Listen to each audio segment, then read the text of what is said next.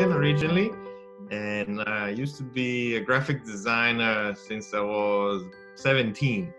So I was still in high school. I started playing around with graphic design. I was self-taught, and I did it for years, mostly making flyers and posters for events. Back in the days when, before Facebook events came along, when printing flyers was still a thing.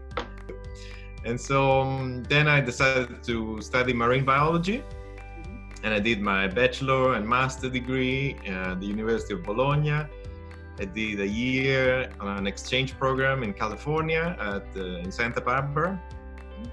And then when that finished, I was looking for a PhD, and that's what brought me to Australia. I wanted to do a PhD on ocean acidification, which is a certain aspect of climate change, and I found this position in Adelaide, South Australia. And I decided to take the risk and go in a country on the other side of the world where I didn't know a single person. And it proved to be a good choice. I'm still here, so. No, that's great. So yeah, was doing that PhD when the world of science and graphic design came back together. Because in those days, I wasn't doing any graphic design anymore. But when I had my first paper published, that's when I realized, that skill set, it's useful here. Because I realized I had this paper published, but who's gonna read it? You know, a dozen people, maybe? But the research was about climate change and the effect it has on the ocean. So I thought, well, what's the point? Well, the point is to let the public know what I found and what we risk if we don't act on our carbon emissions. So that's what pushed me to use that skill set and also learn about storytelling, which is the other very important thing, and put the two together. And that's what launched me into science communication. And I started experimenting with whiteboard videos, and it turned out they work really well. Now that's quite a journey, actually. Because finally you kind of started with graphical design, kind of like a hobby during your study, and then marine biology arrived, because it was one of the questions I had. So, but from the, let's say, the educational background, you're a scientist, but you were self-taught by the side with the other tools of graphical design, right? Yeah, so for many years I thought those would be alternative careers. Yeah.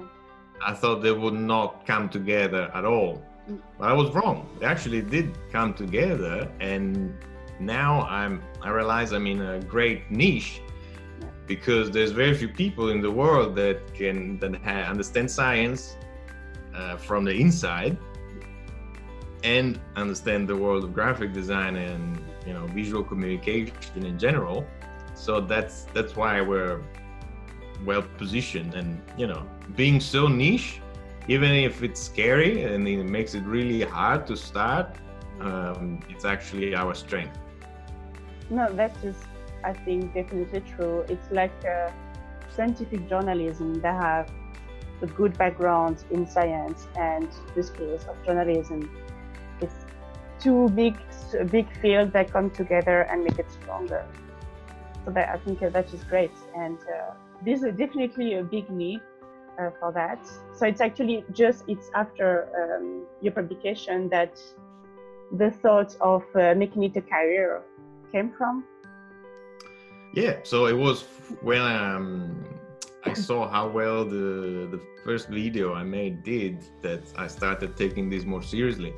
Before, it was just an experiment, I just did it because I felt I had to do something more than just publish that paper and then pretend my job was done. Which is what a lot of researchers do and think. Maybe it was because I was doing research in climate change, and really that there is no point of doing that research until you communicate it. It's not research on some new technology we can apply in industries, no, nothing like that. It's really just about figuring out what the world is going to look like in 50 years if we don't act today on our carbon emissions. How did it started? So you completed your PhD and then you step aside of academia to make your company happen. So it must have been quite scary actually. So what happened? Yes, how did it happen? Yes, so doing a PhD, you're quite poor, and that didn't change.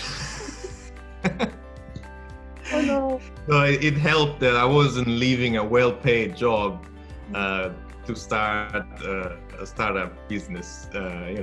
As a PhD, you're quite poor, and I continue to be quite poor for quite some time. And that's, it's something you need to accept when you start a business. It takes time, but it was okay. I was, ready to, give it a good shot and take the time. And so what I initially did is that I started on my own. So essentially freelancing, doing whiteboard animations, which is all I could do because I still am not an animator as such. I know graphic design, but animation is a whole different thing. So I started freelancing by myself, and then I got lucky to get into a business incubator, part of the University of Adelaide, where I did my PhD. And luckily there were some academics on the panel, and they understood what I was aiming at, and they let me in, and that really opened my mind to think bigger, not just to create a job for myself, but to create a company that can grow beyond myself. And so we can do a lot more by having a team. And so that was really good, and I still today am part of that incubator because it's just too good. And they've been extremely supportive, and especially the mentorship for me was really valuable, because I found myself for the first time sitting at a table with a business person, asking me all the hard questions, like, how are you going to scale this business? And initially I had no clue, but I had to, put my brain at work, and eventually I figured out that if I focused on the video and graphical abstract space, that would be a much more scalable business than, let's say, a boutique, highly customized animation studio. You have a small team, but it feels like a strong team. You have different categories. You have also animators. Do some of them have a scientific background, or? Yeah. So you have and how is the communication between them, like people that come from a scientific background and people that come from a more graphic design background? Was it easy to come together? Yeah, so in the early days where it was just myself, then I put out a call for internships, and I was specifically looking for designers. And I was the middleman between science and art, because I could play that role, because I understood what a designer needs, and understood what a scientist needs. So I put myself in the middle, and still now that I'm growing a team, it's not just myself anymore. I also have a science communicator on my team with an expertise complementary to mine. He's an expert in health science, Dr. Flynn Slattery, and together we play that role of bridging the two worlds of science and design, so that we can give very clear and simple instructions to a designer whose job is just to be a great designer. And talking about your customers, so it's mostly scientists, like a PhD, postdoc, is that PI, is that even laboratory that has you for design or for videos, or is that maybe completely different companies to be able to sell their products? So it's a range. We've got our clients go from individual researchers to institutions of various kinds, like science museums or research institutions. We work with government agencies, we work with NGOs, and also some companies. So for example, companies that have spin-off products from universities research, really, you know, science intensive products. Like, for example, we made a video on cow IVF technology.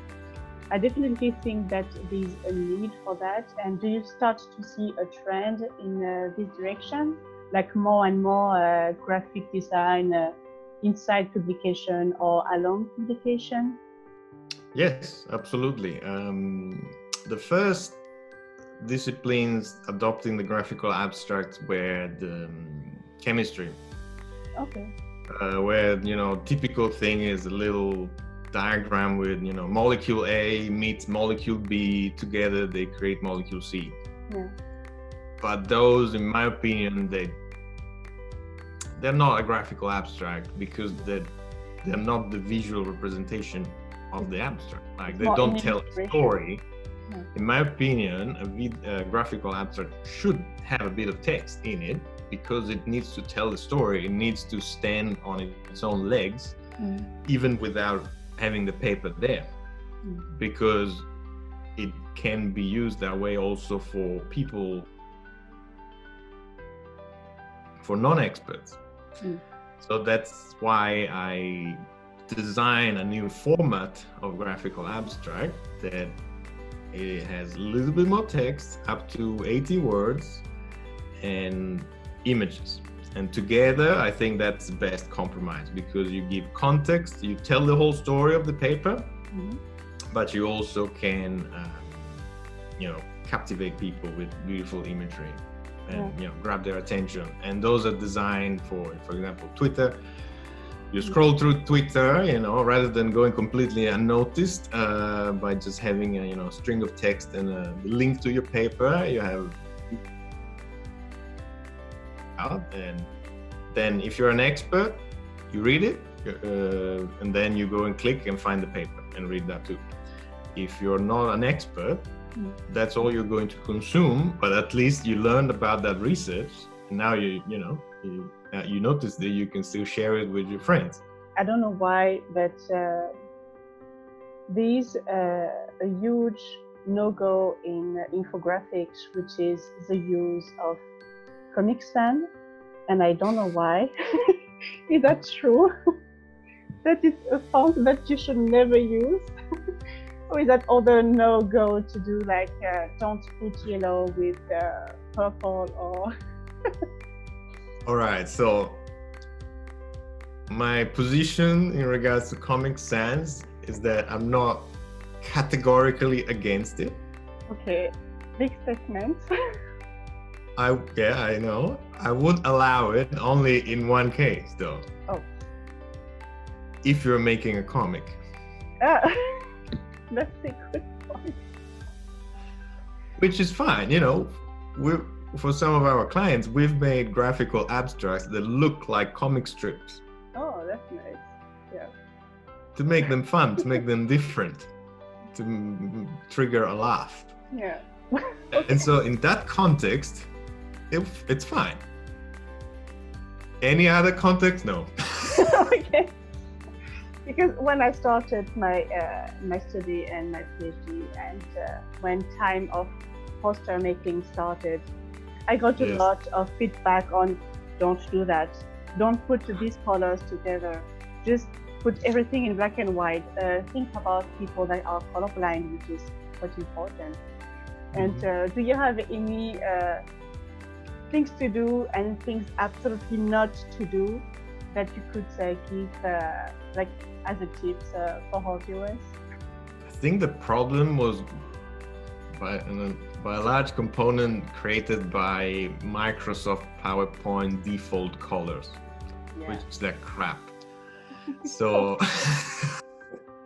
because they're too strong, they're too saturated, and when you put them side by side, it's just too much.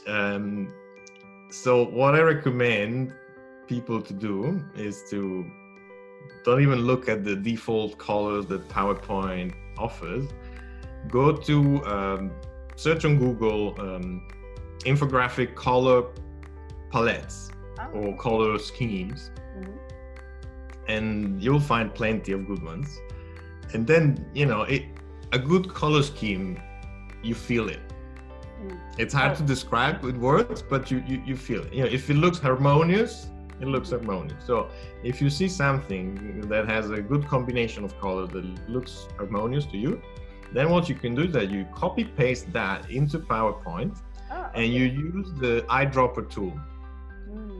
So with the eyedropper tool, you can sample that color, and then you can use it in your own poster or graphical abstract, whatever you're making. So that's the trick I recommend everyone.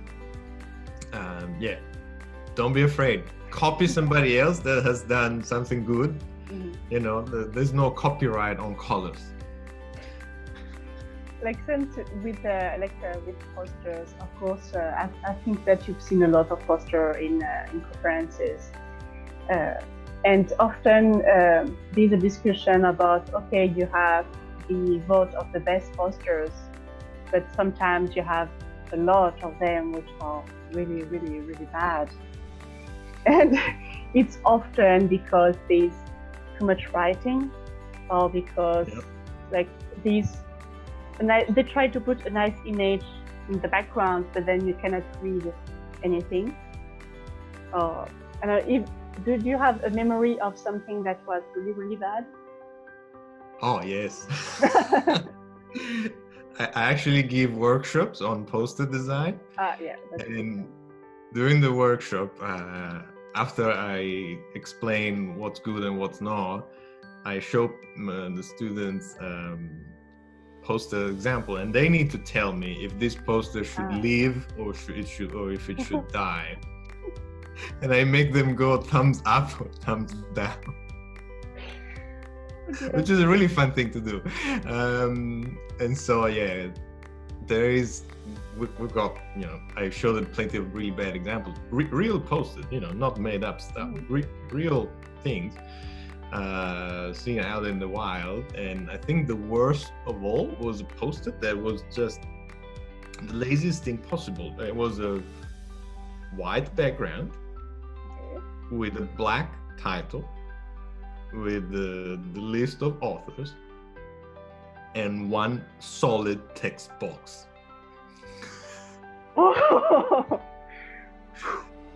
And then, to make it worse, at the bottom, there was, in the background, behind the text, an image of children running. And I thought, is this research about children? No, it wasn't. That's why. So it made no sense whatsoever. And it was just the most lazy and boring, and that's number one of the bad ones. And I've seen it here in Adelaide, South Australia. Oh wow. Yeah. Oh, no. I walked in front of it, I was like, I have to take a photo. So I took a photo, and now I use it in the workshops to show how bad it is. Oh, no, that's great. And so now I wanted to talk about, because I know that a lot of young scientists, like let's say masters and PhD, that are interested in graphical design and do want to make maybe a career out of it, like yourself, but most of them have trouble reconciling both sides, mostly during PhD, because their PIs are not really happy that they have another activity on the side. So I don't know if you had the same problem in your group, but do you have any advice for the people that have some trouble reconciling both, or maybe with a PI that you're with? My recommendation is to definitely do both, even if it causes some friction.